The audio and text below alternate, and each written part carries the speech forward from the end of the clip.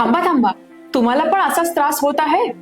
उष्मघात किंवा heat stroke हा उच्च तापमानाच्या संपर्कात आल्यामुळे होणारा एक आजार आहे. हीट स्ट्रोक मध्ये काय होतं हे तर आपण बघितलंच, पण ते कसं टाळू शकतो किंवा हीट स्ट्रोक झाल्यावर काय करायचं हे आता आपण बघूयात. हीट स्ट्रोक टाळायला गरज नसल्यास उन्हात जाणं टाळावे. अगदीच उन्हात जायची गरज पडलीच तर पूर्ण डोकं कवर्ड असून म्हणजे एखादा स्कार्फ घालून जितके तुमचे उघडं अंग आहे ते कवर्ड असण्याची अत्यंत जास्त गरज असते.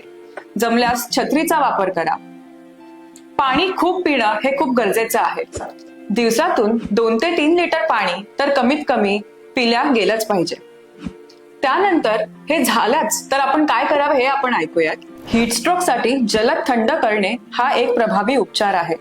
इव्हॅपोरेटिव्ह कुलिंग किंवा थंड पाण्याने स्नान करणं हे अतिशय आवश्यक अशी गोष्ट आहे. हीट स्ट्रोक झाल्यास तुमचे व्हायटल सायन्स मॉनिटर करणं खूप गरजेचं आहे.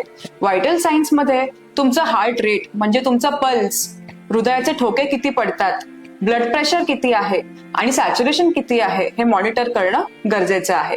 याच सोबत तुमचे इलेक्ट्रोलाइट लेवल्स म्हणजेच शरीरात सोडियम आणि पोटॅशियम यांचे किती प्रमाण आहे हेही जाणून घेणं गरजेचं राहतं.